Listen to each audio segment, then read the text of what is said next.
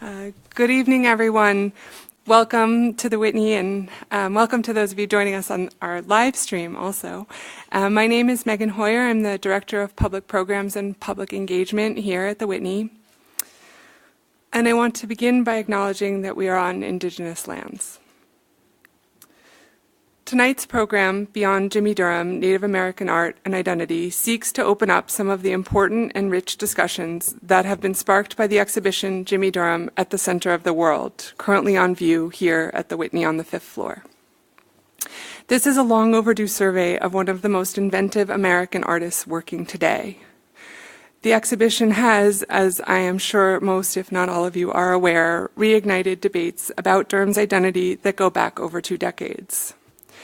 And in so doing, it has triggered critical conversations about who is defined as a Native artist. While these debates have recently entered the mainstream art world, they have been going on for decades in the Native art field, revealing the complexities inherent in the reception of Native artists in the broader contemporary art world. Tonight's conversation is an attempt to address some of these complex questions in order to hopefully, I think, speculate about new ways that American institutions might approach Native art and artists in the future.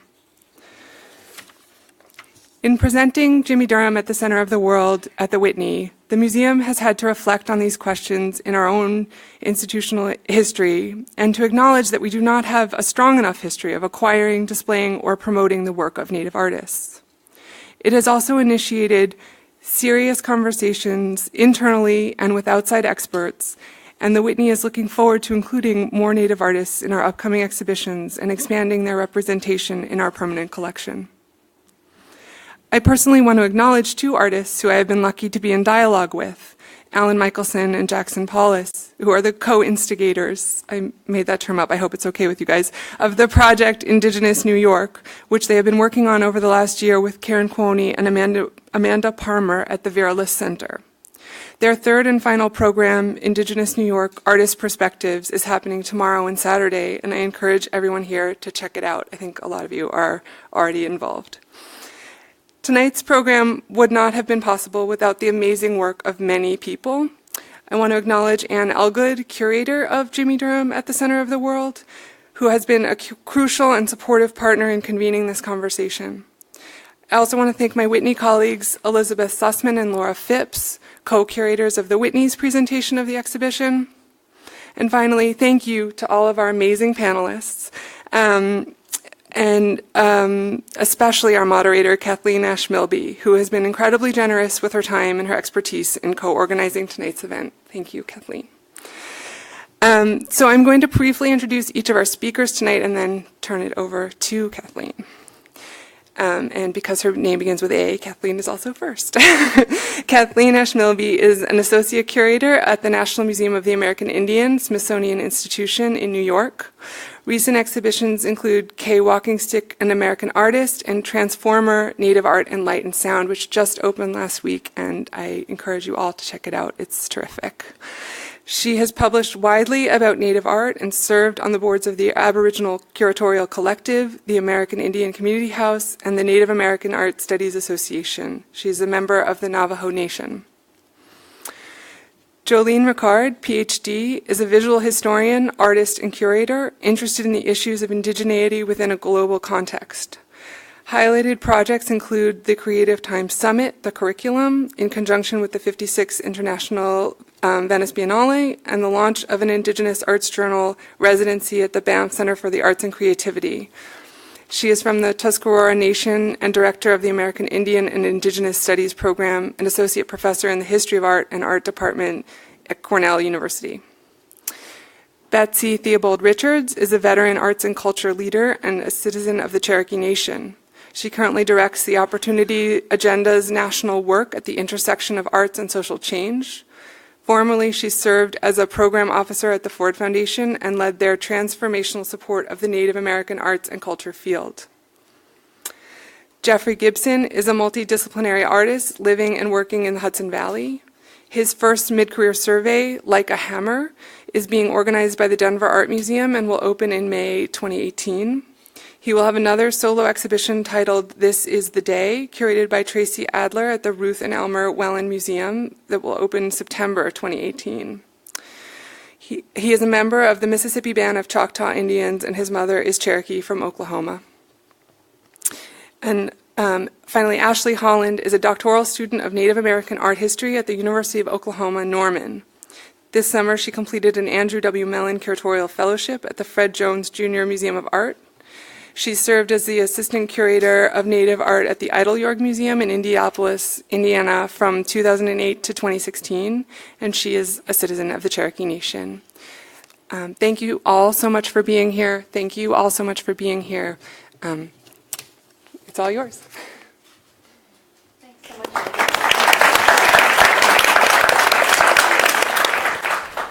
I just want to thank the Whitney for encouraging us to organize this panel and to come together and talk about these issues. When the exhibition Jimmie Durham at the Center of the World opened at the Hammer Museum in January of this year, many longtime followers of the artist's work over the past 30 or more years were excited to see this respected artist, writer, and cultural critic recognized with such a robust retrospective and publication. But I think those of us who already knew about his complicated relationships in the Indian art world were also always a little bit worried.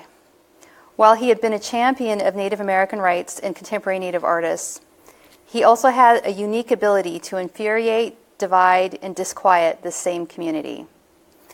Many of you who don't have any insider knowledge about this may wonder what all the fuss has been about. What is the debate, and why has it evoked such passion and pain over the last 10 months? I myself am not an artist, and I'm not Cherokee. But as a curator of contemporary Native art for many years, I have been frustrated that Durham seemed to be the only Native artist worth noticing by the larger art world, especially since he had made a conscious decision to separate himself from the Native art community quite completely after becoming an expatriate decades ago. At the same time, artists like Jean Quick-to-See-Smith have been given little notice. Jean's print, Celebrate 40,000 Years of American Art, is a pale representation of this accomplished and important Native artist in the Whitney's permanent collection. Don't get me wrong, it's not nothing for an artist to have any representation in the Whitney's permanent collection. But American art museums such as the Whitney have an enormous gap in their representation of Native artists. Now, whether Durham owns it or not, his work has been framed as Native art in the mainstream art world.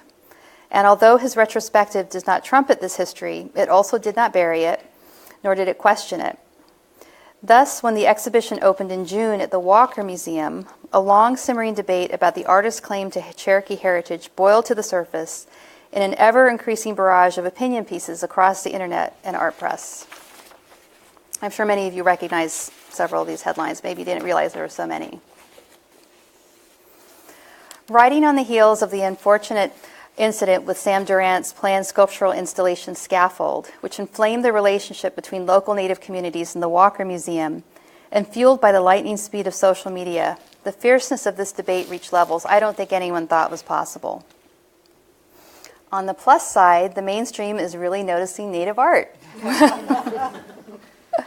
I don't think any of us here today wanted this to be the way that Native art received this amount of attention. But I do think we all believe that the controversy about his claimed Cherokee identity has raised important questions that need to be grappled with. It's not just about Jimmie Durham. The debate about his identity has exposed the complexities inherent in the reception of Native artists in the broader contemporary art world. It has also underscored how little most people know about Native identity, whether it is cultural, political, or genetic. For many, this is the first time they are hearing terms like blood quantum and enrolled member or federally recognized tribe.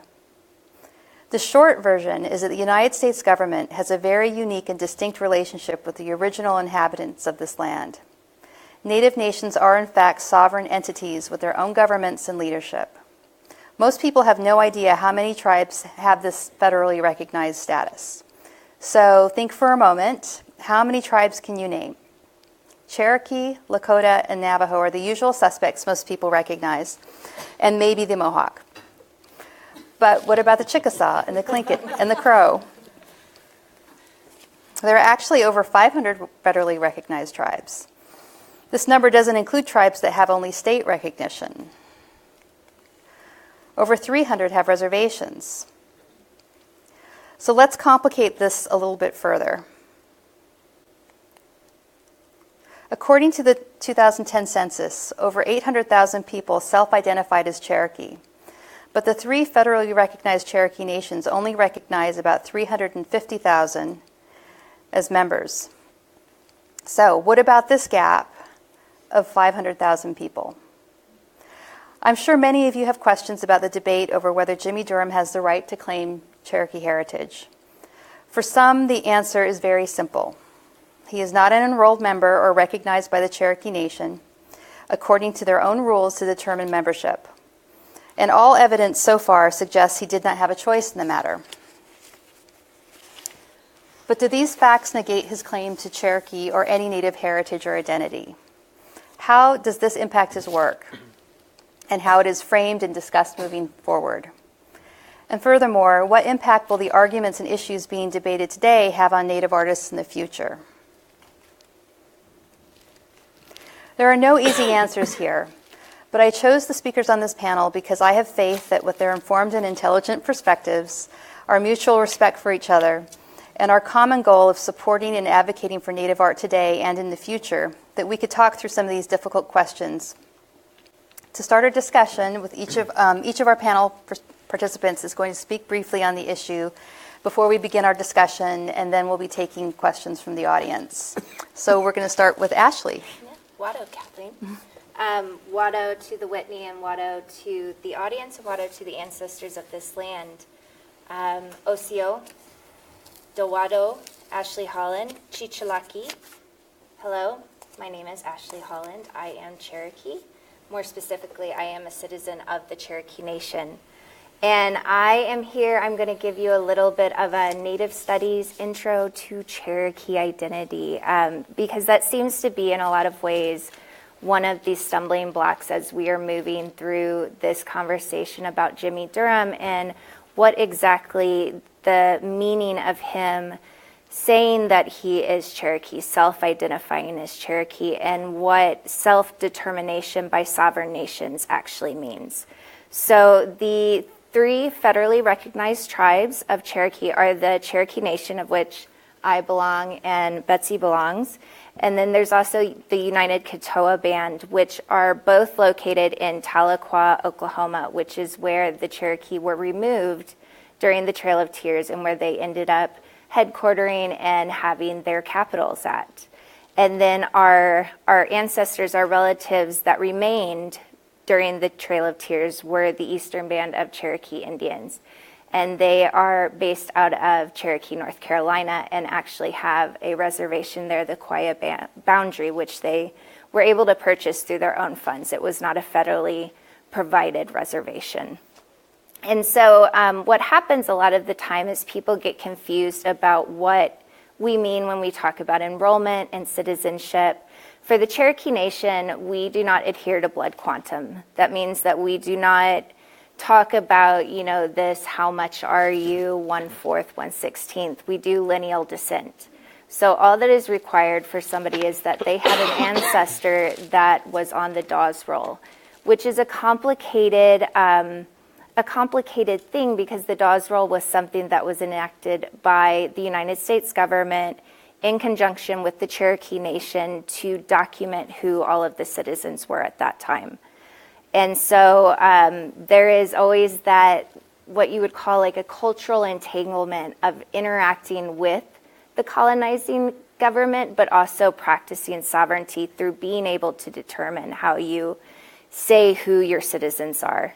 And then with the United Katoa and the Eastern Band, they do participate in blood quantum. I think the United Katoa is 1/4 as well as descent on a roll, and Eastern Band is 1/16.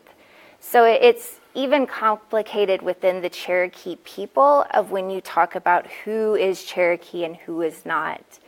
And I would say for Cherokee Nation people, there's no such thing as being, are you enough Native? You're either Cherokee or you aren't. And so when we start talking about Jimmie Durham and really looking at self-determination and self-identification, which is a completely valid way of identifying yourself and talking about identity, you have to keep in mind that it's going against also these moments of sovereignty where nations are really taking control over who is able to use these words of saying, I am Cherokee. And when you look at it in that way, you start to realize that Native art is really complicated. It's not just that somebody comes out and says, I'm a Native artist, this is my Native work. There are all these other aspects of it that go into why controversies like these and conversations like these more specifically happen. Great. Okay. So do you want to just mention about the slide that you chose to have? Yeah, so since we're talking about Cherokee and art, this is an incredible Eastern Band of Cherokee Indian artist, Shan Gosshorn, who is a basket maker, and she was also trained as a photographer and a painter. And she incorporates these historical styles of Cherokee baskets and uses photographs and images, oftentimes here referencing the boarding school systems and the children that would go into the boarding school and very much were Native in all regards culturally. And as they came out, they had been assimilated physically. And so she's talking about that through the use of a very indigenous art practice, but incorporating very contemporary concepts and material. Great. Okay, so Betsy. OCO, I'm Betsy Theobald Richards. I'm also a citizen of the Cherokee Nation. Ashley and I were just talking about Going Snake District, where our families are from. I wanted to begin by talking about, start with family. The image I have behind me is by my aunt, Kay Walking Stick. It's called Farewell to the Smokies. It's about the Trail of Tears. I grew up at my aunt's knee. She's my Auntie Mame. And I was at some of her early shows in the 60s. I was at the Cannabis Gallery in the Village. I grew up with a feminist Cherokee painter aunt. I grew up in Westchester County, New York, and my aunt was living in New Jersey. And Adam Weinberg, the director of the Whitney, grew up a block away from me. I think we went to saw him ride him by on his bike and knew his brothers and sisters. But my family is deeply rooted in Oklahoma. And I know who I am. And so we are, as Cherokee people and as Native people across the border are walking in the world, both carrying our multiplicity of identities, but always rooted in our nations. I also wanted to talk a little bit. I always like to start talking about values, because I think values are where we connect. And two values I want to lift up are one of community, both of our arts community, but also those communities that are in our nations and our families and all of our relations. But the second value that I want to talk about, that I really think is important to today's discussion, is about voice.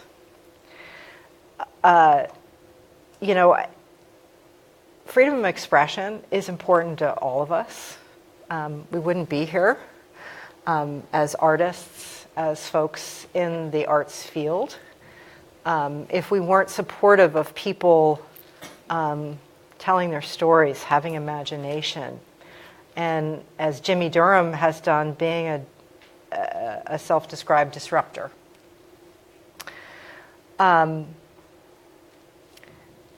one of the, freedom of expression and voice also has to do with having a say in the decisions that affect us.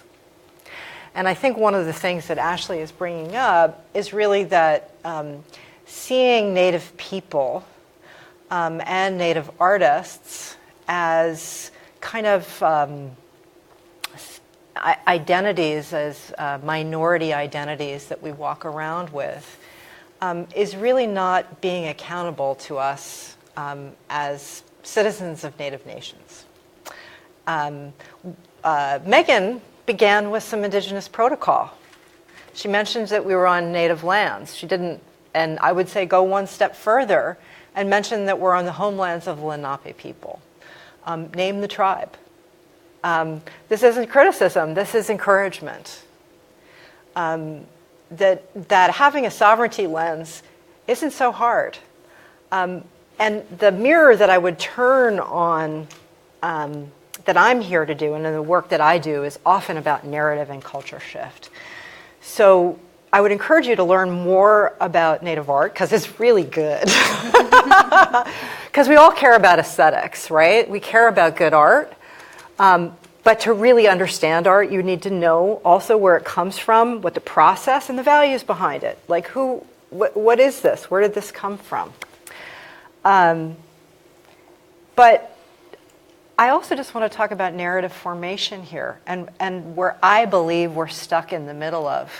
So the dominant narrative in this country is really about America being a place of self-invention, of the American dream, that the clock started when we signed the Declaration of Independence, that there was no one here, this was terra nullius, this was open land, with a few kind of scattered folks around that were happily welcoming us with corn. And then there were the bad ones. There were the bad ones who were fighting the great American Jerusalem, the New Jerusalem, the Promised Land. And, all this myth-making is part of the land of art, right? It's us. What we learn is not through facts and figures, but it's about stories, and it's about image. Jimmie Durham talks about this. He talks about language as being a prison sometimes, and that we learn things through other spaces. But I would ask, as the Whitney Museum of the American Art, and as those of you in the American arts field, to begin unpacking that. Jimmie Durham had a place. This is called Beyond Jimmie Durham. And I appreciate that. And I heard what you said in the beginning. But I would say that there are spaces for value statements from museums beyond, collecting practices and acquisitions, but for value statements of really thinking about unpacking our dominant narratives a bit, of what land you're standing on and what context Native people sit. There's just one comment, and I know we're running out of time, that I would also make a call on the media. In covering this, there were times that they said Jimmie Durham just chose not to sign up for a tribe.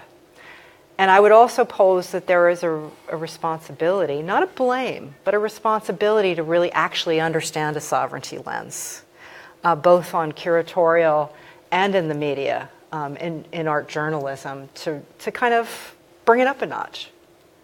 So I think I'll end there. And thank you. Wado. Transkanaha, Sego, Wado. Hello, I'm Jolene Rickard. Hi, Jimmie. I hope you're streaming. And I really wish you were Tuscarora. And so, I'd like to thank Jimmie for the work that he's made all of these years, because it opens up a discussion that is actually counter-narrative to this notion of an American dream. And I think that when we're thinking about Durham's work, we need to think about what Durham's work is about and what it's been trying to address. And beyond this question of the subjugate category of indigenous peoples in the settler state of the United States, I think that we need to not only rethink some of the terminology that's in play, but we also need to rethink exactly what is the relationship between indigenous peoples and a continuously colonizing settler state. And so that the United States has not recognized its role in that relationship is at the basis of the issue that we're discussing today. And it's not going to be overcome by an exhibit. There has to be institutional and fundamental change, not only in one of the most powerful nations in the world, but the entire world needs to upend its relationship to colonialism. Because at the heart of every conflict globally is this question of usurpation of territory, dispossession of an indigenous people, and an ongoing erasure of the peoples that understand that place in a continuous way. And so the fact that after 500 years of our relationship with each other, that you still do not know who we are as indigenous peoples, I think needs to be recognized at this point in time. And that it's not a celebratory moment for us because we are being described as tribes. I think it's difficult at this particular juncture to identify ourselves as nations because of the negative impact of the rise of nationalism. And so then how do we then create autochthonous spaces for our ongoing relationship to place-based knowledge, the expression of discrete epistemologies, the flourishing of cultural spaces that are not part of a Western European heritage. And so that kind of tolerance is what is called for in the work that people are celebrating when they're looking at Durham's work. But they're not connecting that to the instrumentation of the state. And so it's easy to draw a line and have a discussion about identity. I would argue that all art is in some way identity-based, but that some art is relegated to this category because of power inequities. And so most of the art that I look at in the world in some way requires that you understand something about that place, that biome, that epistemology, that cosmology, that philosophy, that aesthetic trajectory. That's what an educated person is that looks at art. And so to not have those tools to look at indigenous spaces is really the impoverishment of our education, our mutual education. And so in our territories, I think it's amazing that we even have an indigenous aesthetic that many of us are bringing forward. And we have to take seriously those cultural structures that have enabled us to bring these ideas forward because they survived in a system that was meant to absolutely eradicate and oppress and contain that notion of both democracy and freedom. So the thing that indigenous peoples in the Americas gave the world is the desire to be free. And yet that's the exact thing that we are denied today in this state. And so if art can address this, or call our attention to, or ask us to understand our humanity or lack thereof on another plane or level, then it's successful. And so I think that we have to remember that in Jimmie's work, he's asking us to think about these things. Is he asking us to think about how his identity is located within the settler state? Is he asking us to think about these ideas? I think that it's important that we don't ignore it, because the Cherokee have a right to self-identify. That's part of their sovereignty, that's part of their autonomy. This should have been worked out a long time ago with Durham, if you ask me. And so that it comes up now only when it's coming into the public space, I think is part of the idea of people in our communities are reclaiming their authority. And so how do we then locate this discussion, this notion of indigenous art within global art? Because I think this notion that there's a discrete notion of an American art, I think maybe that has already been eclipsed, because we're already in a much broader global context. And so I think we need better educational tools and support within these institutions to actually understand how throughout the world, throughout the entire world, there are indigenous peoples that are situated in power, in equity, relationships with settler states, that we are not going to be discretely identified under that national banner. And there has to be a way to begin to recognize this as part of the discourse of the 21st century. So we have to complicate nationalism. And I think it's wonderful, brilliant, that an artist can allow me to make these observations about the terms of my own subjugation as a Tuscarora within my own homeland, the diaspora of my own homeland. And I'll take credit for directing our esteemed colleague for saying this is indigenous lands, because historically this is a mixed-use land here. And so it's more recently that we see only one nation, the Lenape, being identified in this way. But if we look in the historic record, we know this is a crossroads for many indigenous peoples. And so we all have to be better historians. And the only way that we can do this is that we have to have, I believe, a will to reconsider the institutional structures that we've invented. Because isn't that the point about art? Mm-hmm. That art is the site of invention, and we have to, at some point in time, I think, really begin to think about what these imaginaries are that we're asking ourselves to live by. And so we're at a critical phase in the world today.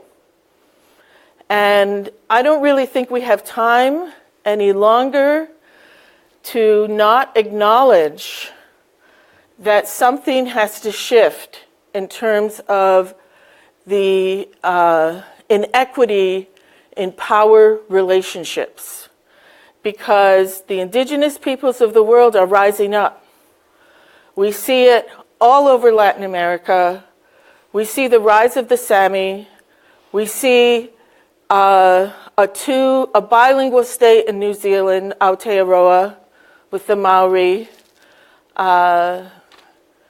We see really, I think, dynamic things happening in Australia.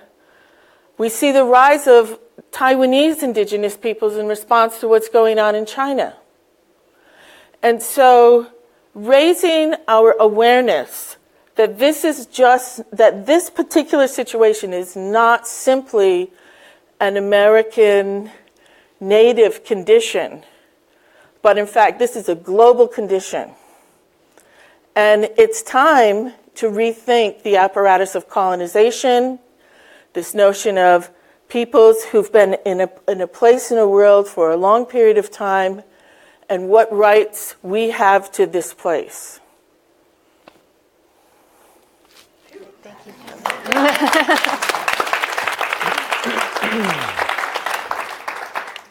Great. I'm just saying. No, I know. Yeah, first I want to acknowledge and say thank you to everyone up here because first it's no mistake that it's 4 women up here, I think, to go back to our matriarchal roots. And I've known Jolene for some time, and Kathleen, and Ashley and I have known each other, and Betsy and I know each other through networks. But people are really working very hard, I think, to find some next step to this conversation. And I've been a part of the conversation now for a few months, and it's been great to take part in iterations at the Hammer, to take part in a conversation with the Walker, and now with the Whitney. And I've been hesitant to really speak too much about Jimmie specifically. I've chosen instead to speak about subjects surrounding Jimmie's work, but tonight I wanted to share a few thoughts that I had about Jimmie. So I first came across Jimmie Durham's artwork in the early 2000s. I had seen images of individual works before, but it wasn't until then that I began to actively look at his work and to read some of his writing. I read his biography, believed him to be Cherokee, and felt a great deal of empathy for the subjects presented in his work. Up to this point, I had been trying to complicate the limited perceptions that many non-Native people held about Native people, using my own layered and subjective identity. This included, among other things, my being a recognized member of the Mississippi Band of Choctaw Indians and my mother being Cherokee.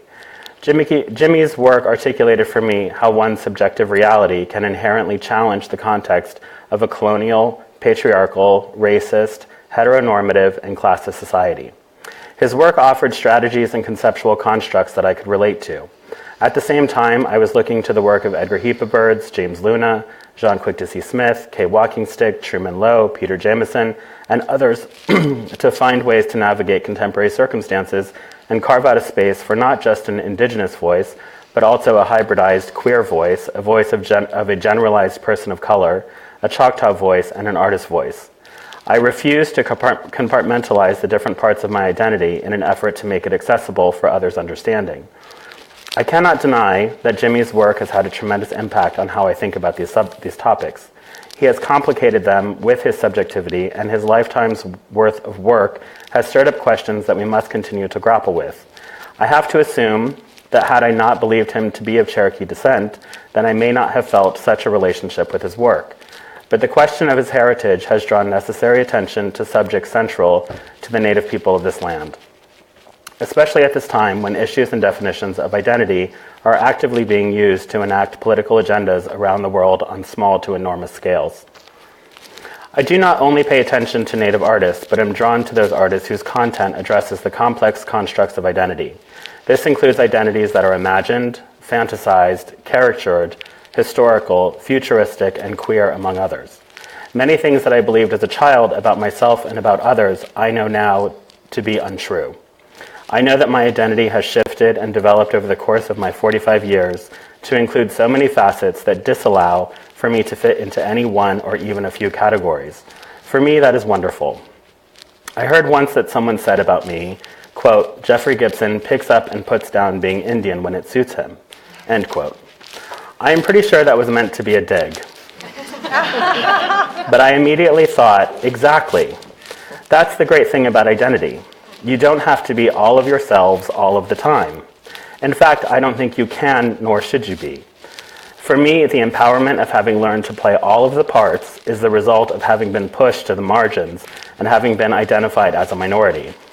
There is both visibility and invisibility in this position. The ability to shift between different contexts during my lifetime has saved me and kept me from trying to assume a singular, fixed identity determined by someone else outside of my reality.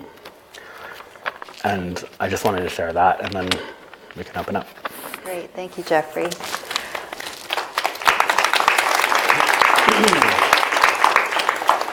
So there's so many things that you all have introduced in these like brief remarks. I want to go back to something you said, Jolene, when you said that you really feel like everything that we're grappling with now, and largely in the media it seems, and on social media, with his identity, should have been sorted out a long time ago. And I totally agree. You know, this is a conversation that was starting to be had in the early 90s, and Jimmie left. I think that was his way of addressing the issue, was to not address it and to leave. And you know, I have a lot of concerns about what's happened in the last 10 months, because I think that there's been a lot of blame casting, for one thing. And I do feel frustrated that it wasn't sorted out when it first came up. So is there a way to reconcile this, do you think? You know, because there are so many strong feelings, and I think that, you know, we want to acknowledge the right for the Cherokee Nation to be able to choose its members. That's part of being a sovereign nation. But how does that intersect with his experience? And there are definitely Native people who are left out of the systems that are in place for enrollment. And this is what I think sometimes people don't really understand, that, you know, because of these rules, you might, like, for instance, I know one artist who's has parents from 2 different tribes, and one tribe depends on enrolling people through the mother, and the other one depends on enrolling them through the father. So here's this person whose parents are sort of like on the wrong side for each of those tribes, and they can't enroll. And of course, there was a large diaspora in the Southeast historically. There are a lot of historical complications, and being a contemporary Native person is messy, and our histories are messy. So there's that to contend with as well. So what do you think about, is there a way to reconcile this, or is this always going to just be an open question about whether people choose to accept his self-identification versus denouncing it and saying, well, he can't say that anymore? I'll put it out to everyone, but... Well, I'll step in. I think it comes down to responsibility. Responsibility as if you are going to self-identify as a Native person, and specifically a Cherokee person, you have, in some either abstract or very tangible way, a responsibility to your community and answering to that community. And I think that is oftentimes where my frustration comes from, is that accountability does not seem to happen. That when we are saying, you know, who is your family, which is one of the most basic questions that a Cherokee person should be able and should want to be able to answer, there's no response there. And so that's where the frustration comes from, and oftentimes where then we're saying, well, we need to shift the conversation. Then if you as an artist do not want to participate in those really ingrained aspects of being a Native person, of being a citizen of a Native nation, then your practice should reflect that. Your context that you create your artwork should reflect that, and the way that people talk about your art should reflect that. I just want to lift up that there's like a big, for me, an elephant in the room about Cherokee-ness, and people so I was talking about narratives before. We were discussing disrupting narratives, and there's a huge narrative out there. So you saw in the beginning some facts go by you, that there are over 800,000 people that claim Cherokee blood.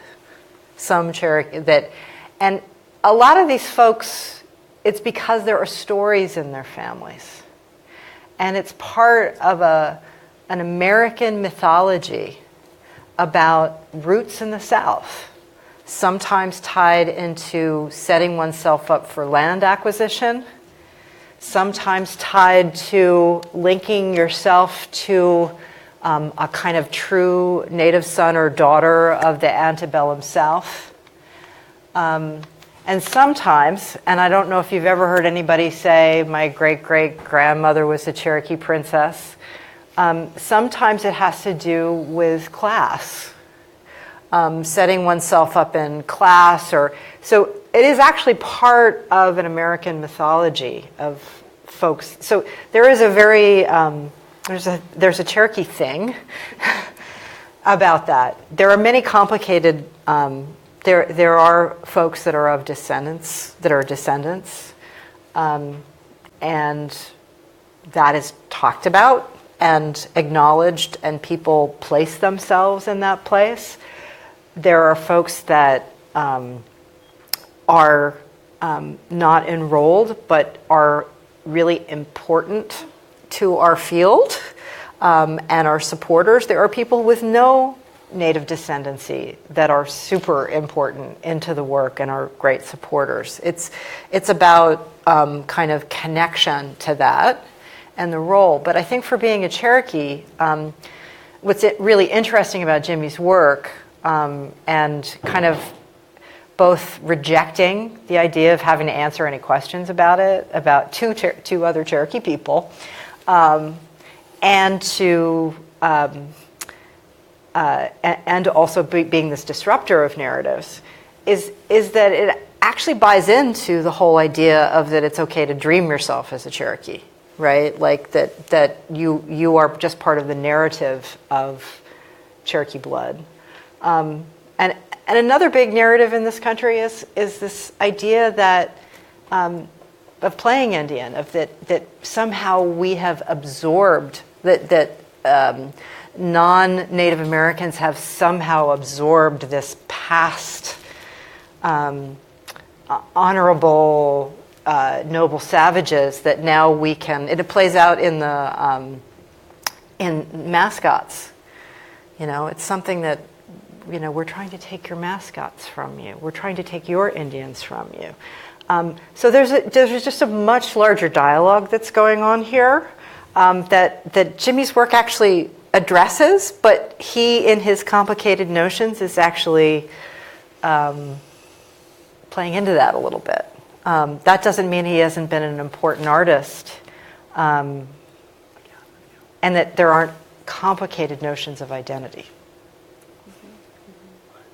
Yeah, and I think it also kind of elides the fact that, you know, for a lot of people, especially in the early to mid 20th century, it was hard to identify as Native. Yes. It was something that was a burden, and if you could pass, you might do better. You might be able to get a job. You know, and I think that there's a generational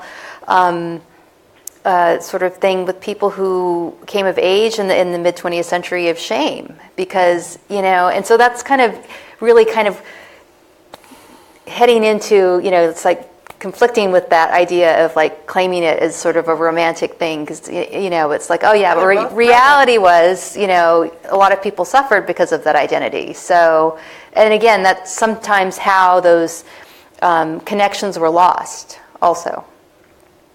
Yeah. And, I mean, also, I think for people to realize we're coming through centuries of a very unstable sense of place and identity in terms of removal acts and acculturation acts. So psychologically, as a people, I think we're frightened. I mean, I'm frightened. I mean, and you know, my great grandmother, I think, chose to pass. It's my belief, chose to pass as a white person. And my great-grandfather was seen as too dark. I think my mother was fair-skinned and was considered beautiful. There's curly hair on one side of the family, and there's missing family branches because I think we're probably not acknowledging African-American heritage in our family. There's so in the South, and I mean in Mississippi and Oklahoma, you know, this between Black American, White American, Native American, those were your choices, and the Dawes rolls, from what I understand, were negotiated over a very long period of time. People were blacklisted from them. People were bought their way onto them.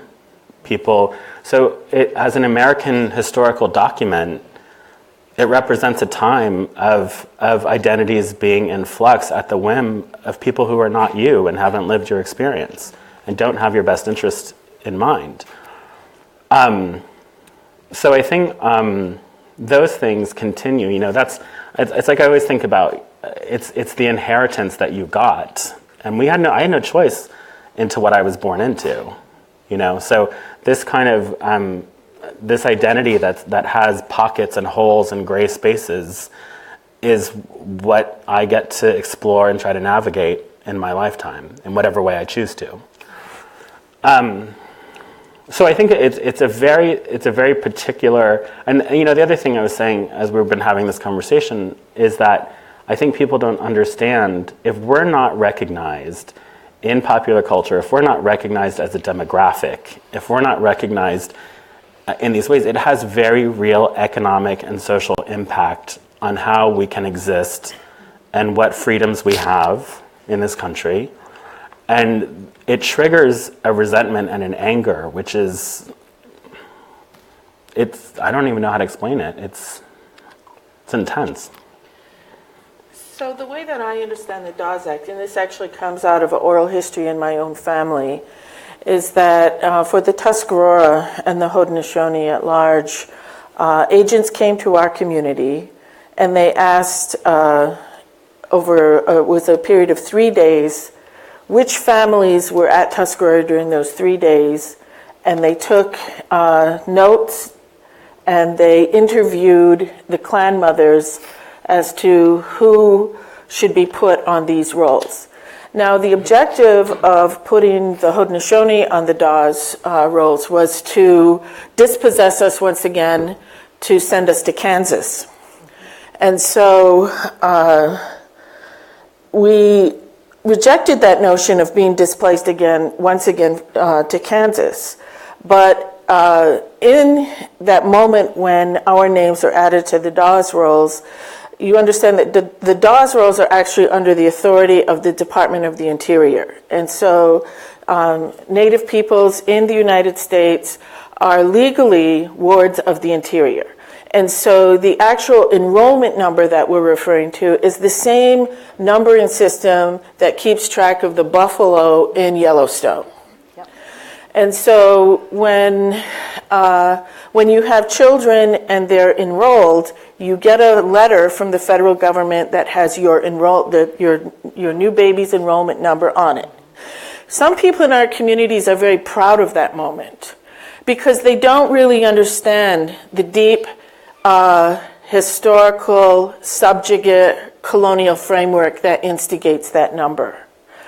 And so within Haudenosaunee territories, I would have to push back on one thing and say that there are many people in our territories that for not one moment have ever been ashamed of being Haudenosaunee. And in fact, are extremely proud of being the survivors of this continuous genocide against our people. And I feel like I come from one of those families, and so that's the basis from which I speak. But I understand the complex histories of all of our shared histories in this case. And so I think the way that we need to rethink this Durham situation is that if we are indeed a sovereign people, we have the right to decide who can come amongst us. And we need to enact this. And so that's what I was thinking about why this wasn't resolved a long time ago. And so I think about a situation in my own family. My grandfather had many people that followed his ideas and words. And one of those people was 100% of European descent. His name was Ray Fadden. And Ray Fadden is one of the most beloved peoples amongst the Haudenosaunee today. His descendants are as well. And he was instrumental in igniting a rekindling of knowledge amongst the Akwesasne Mohawk people. And so I think that, this idea that enrollment is the issue, I think needs to be looked at in relationship to how we understand our own relationships to our own communities. And I think that's what I'm hearing in Ashley's thoughts, in that we have our own way of keeping track of who our families are and how they fit. For the Haudenosaunee, it's clan systems. But separate from that, we've acknowledged the impact of the disruption of this both systems on both sides of the river, because our communities span into Canada as well. And so there we're dealing with the Indian Act. And so this broader question of who is entitled or can lay claim to the authority of what it means to represent a particular group of people, I think is really at the heart of this. And there are many enrolled indigenous artists that know nothing about their culture and that are completely legitimate as far as the federal government would be concerned, but they have no relationship to community. They have no responsibility to community.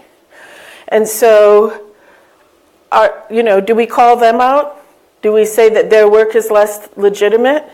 Or do we acknowledge that their work represents part of this broader, ongoing colonial impact of colonization?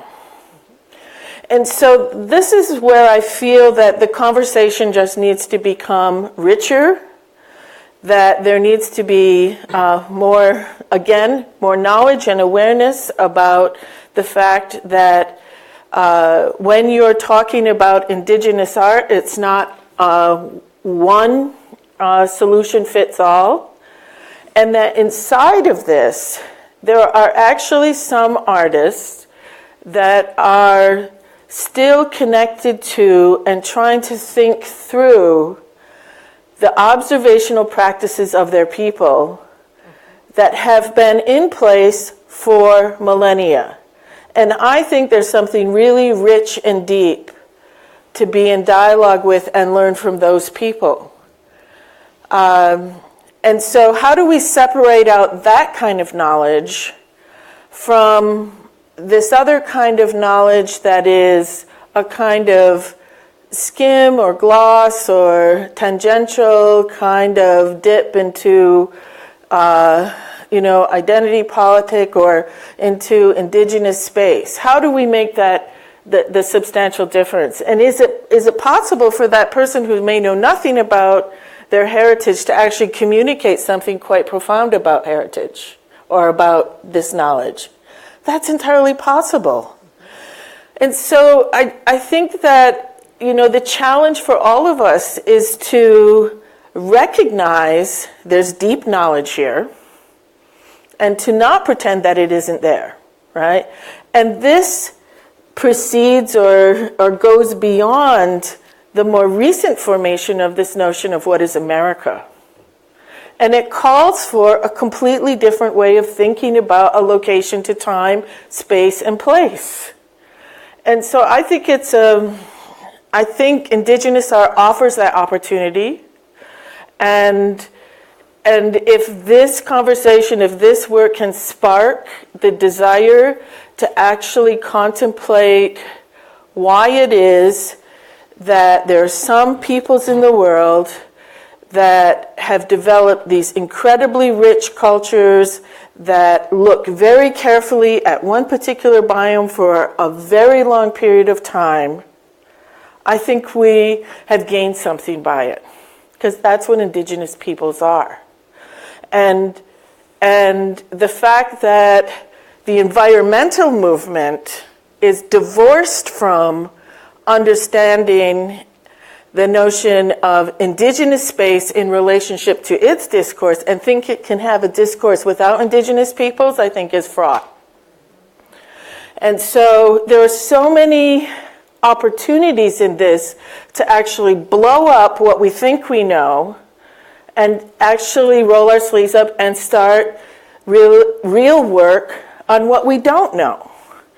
And the surface of it is just the governmental framing, and then we need to just push it further.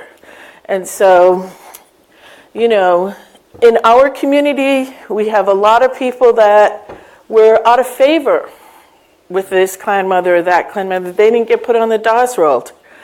But because they had a clan, they were still recognized within our traditional system.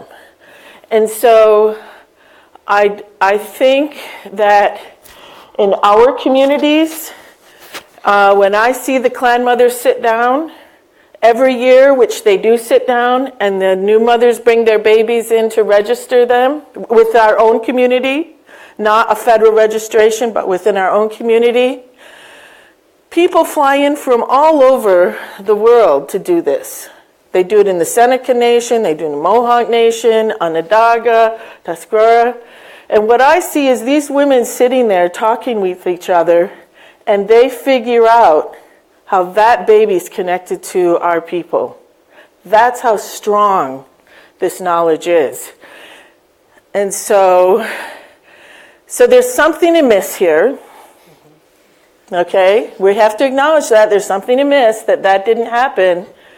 And yet at the same time, it's this incredibly complicated space because of the interference of of the settler state within indigenous space over 500 plus years. But, I hope that you're sort of, coming to the conclusion that we're not going away. Our communities are getting stronger. There's, in fact, a resurgence. And so I think it's a good time to really kind of begin to acknowledge that.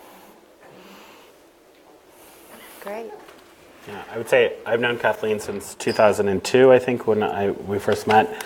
And I would say there's more going on now than I've ever seen in my lifetime. And it's all coming from within the Native communities and self-initiated. And finally, I think we have people beginning to write critically and thoughtfully from a Native perspective, curating from a Native perspective. I want to dial that back, okay? Because in the 80s, all right, Jimmie was here in New York. Yeah. He was collaborating with Jean Fisher and Lucy Lepard and Peter Jemison, and Jean Twiggy Smith was coming through, and George Longfish and Phil Young and Effie Kimball. And the American Indian Community House Gallery was a hotbed for all of these artists. And so there was a lot of activity that went on then. Maurice Kenny had a poetry series, and there was a poet, an indigenous poet in New York City every month from someplace in the Americas. At that period of time, there were Mayan people all over the street because of the war in Guatemala, and they were part of the American Indian Community House. The Spider Women, as Kuna educated us about what it meant to be an indigenous person from Central America. And so I'm hesitant to say that it's just this moment. I think we have these waves, and I think that Jackson Russian would argue that this happened in the 20s with the Museum of Modern Art, that first exhibit. And so what I think I take from this is that it doesn't stick. That we keep having these resurgent moments where we get published every 25 years in some art journal or, and it's because we're still not a power broker within the institutional space. And the institutional space here, of course, is the Americas, right? The bigger space of the Americas. I agree with you. The first time I knew about that history was in 2005 when I did a solo exhibition at the American Indian Community House. And Sarah Sense showed me their archives. And it was the most amazing thing. Had that not happened, I didn't know any of that. Yeah, and that's it. It's always this like oral history, right? Yeah. It's, Well, this has been really interesting, but I think, we want to make sure we take some questions from the audience. So we have people with microphones, so there'll be...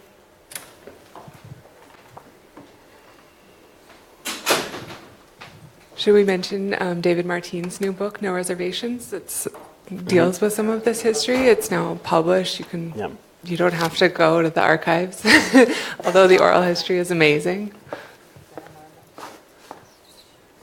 can't tell if anyone's reaching for the mic. There's We a can just question keep back talking. Yeah. Oh, okay. Hello.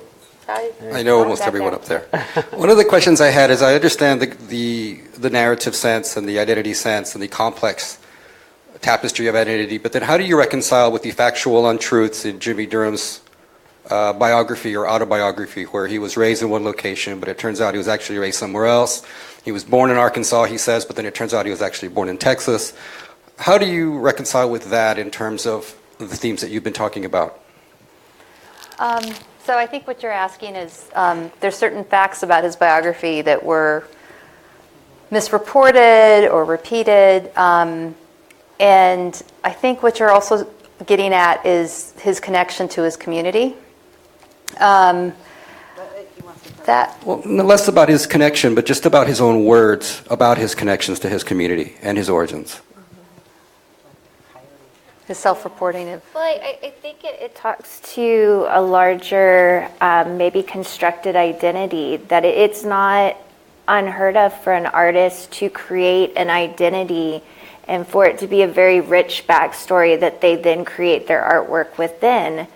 And it's maybe this is the longest art performance that has ever existed, ever. I mean, we don't know, but it seems to speak to this sort of creation of self through a very large narrative, that it's not just a singular that he says one thing, it's an entire story that he's created or, is based in fact, but has maybe been embellished or changed over time. Yeah, it's been a question to me, sort of unresolved, how you reconcile some of that, because it was published years ago that he was born in Arkansas, and that was repeated in multiple places, but it seems that he may have been born in Houston, Texas, and, the question of why, if that was wrong, why not correct that error? There are plenty of opportunities to correct these errors. I don't know, because he hasn't explained himself and why, these inconsistencies have existed or why he didn't correct mistakes. I can speculate that whatever he was doing was working for him. And, sometimes I think that, the narrative that fits, it's like, well, it's working. So he's maybe not correcting it, but it's got a life of its own. I mean, I don't know. I mean, part of that, I think, are questions for him, and he's been very quiet about this. He's chosen not to respond to the questions. He's chosen not to answer the questions. So I don't know how we can resolve that without having him part of the conversation. I think if you look at his practice, though, I mean, his whole practice is about negating reconciliation. I mean, and it's not our responsibility to reconcile his biography, in my opinion. And it's a key part of his practice. He knows that the histories he's playing with, they're bombs, and he's playing with them like they're tinker toys. And they're inaccurate and they're unstable. And when he merges them, the inaccuracies create fantasies and fictions and fictional landscapes that they're driven by the lack of reconciliation, which to me reflects the world we live in. So if we're talking about identity, we haven't even begun to talk about the impact of digital culture on identity, which is the world that we're living in. So this notion of identity doesn't just start with colonialism and tribal identities, it moves into literally the state of the world where we're moving forward as a culture, global culture, embracing an unstable identity. You know, we're not creating stable foundations going forward.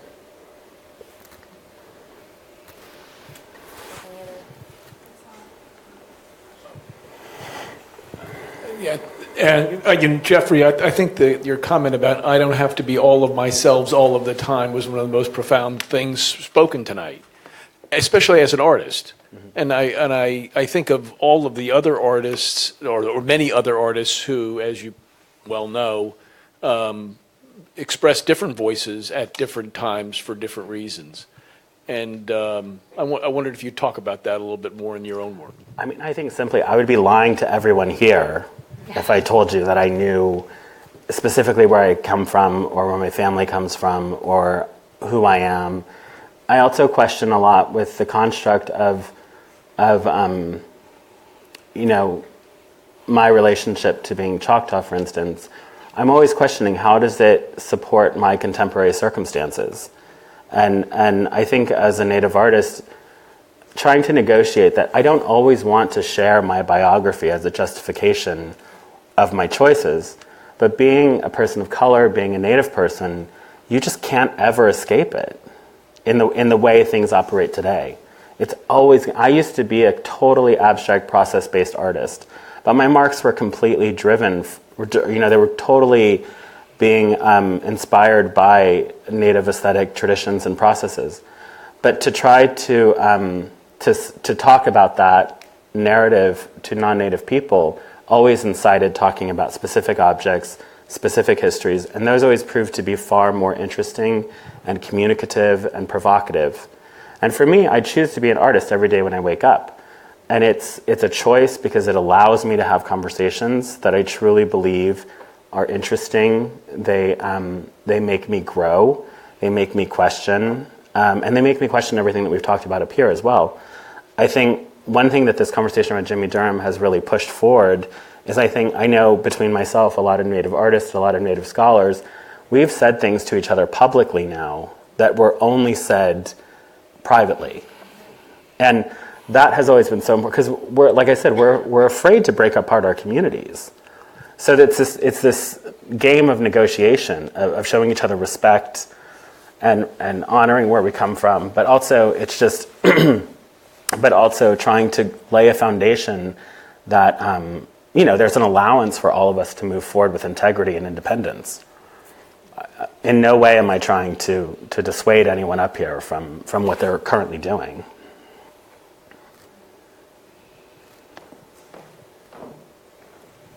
Hi, thank you all so much. I am wondering about the use of community that I've heard most invoked in the panel tonight is one that sort of aligns with, maybe sometimes is a synonym for an indigenous nation, that sense of community that has a specific and deep political source. But I also wonder about other senses of community that were clearly operating in Durham's history, that he was actively participating in, from the American Indian movement, which was pan-indigenous, to the American Indian Community House in New York, and maybe thinking more broadly about all the sort of displaced urban indigenous communities that cohered and became real sources of both political activity, meaningful political activity, and cultural revivalisms in the 70s and 80s. And I guess I'm wondering, as an art historian who cares very deeply about those histories and wants to see more of them written and come into being,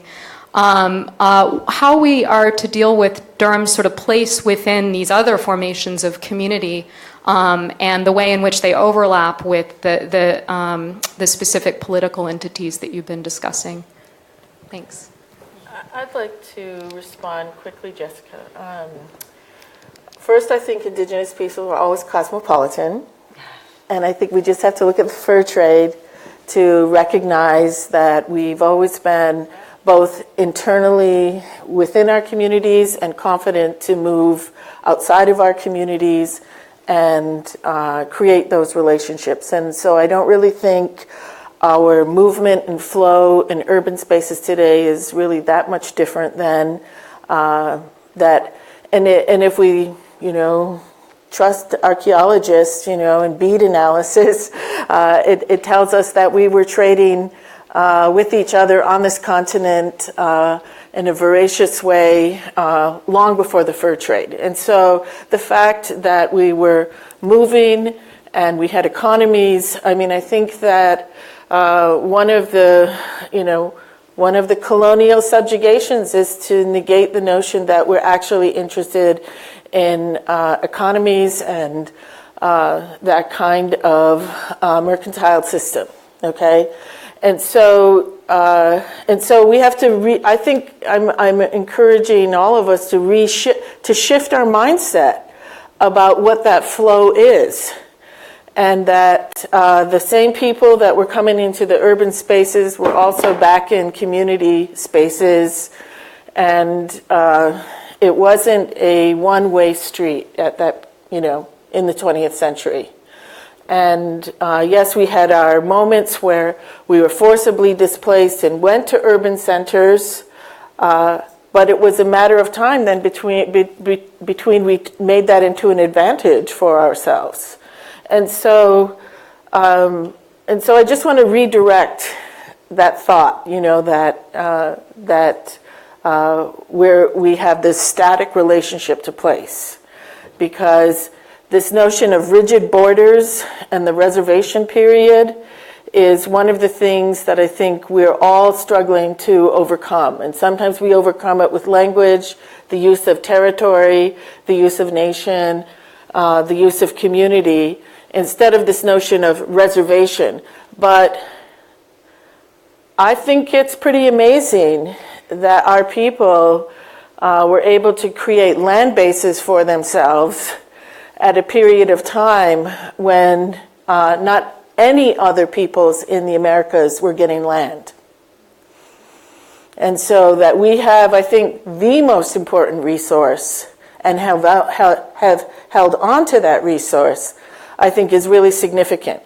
And so that is what is at stake in, I think, this broader question that Jason asked about how we frame what this question of this claim to this identity is. Because if nobody's caring for that space, I think it will be only a matter of time before there's a radical dissipate,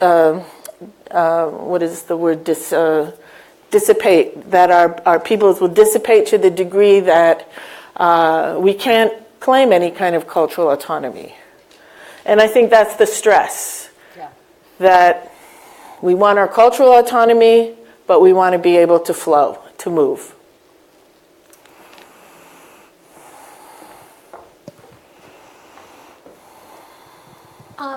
I'm just really glad this exhibit is here and is in New York at the Whitney at this place in time, because I feel that often on the East Coast we are missing the opportunity to experience another new resurgence of young Native American artists who have found themselves through the Standing Rock protests, are very active in doing things in the Southwest. And I want to see the East Coast more aware of all of those young people, because they put together a gallery this year during Indian Market, 2 blocks off of the plaza. They met each other at Standing Rock. It was done by families. There was a Navajo family, there was a Tlingit girl, and when they even spoke about how they started this gallery, what they were informing their work about was just very powerful. We don't hear that here because our institutions don't often have shows that raise these questions. So I think, to me, this is celebratory in that it starts a dialogue. And I don't know if I'm making that clear enough, but I would just, it's not really a question, but I know that I know that you're aware of it, and I know that some people are aware of it, but I don't think it gets out here, and I don't think it gets into a larger discourse. So that makes me happy.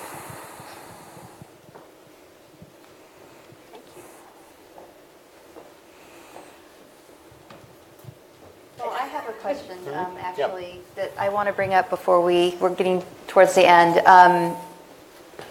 How is this controversy and what we've been talking about, how is this going to impact the field moving forward?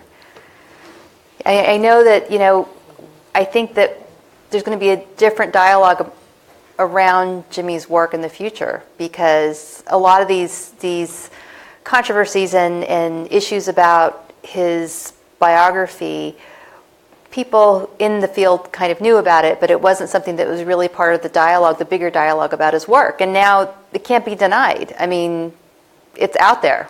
Every single type of angle, there's something online about it, some position on it. But how is this going to impact other Native artists moving forward? Is there any concern that this will scare museums off and not wanting to work with Native artists because it seems like a minefield? Or is it something that's at least getting us the floor for this moment in time, and hopefully we move things forward from here? Well, so one, I just want to say there are great things happening all over this continent by new generations of Native artists, indigenous artists. And I think some of the young people coming up are pretty fierce. And I think some of the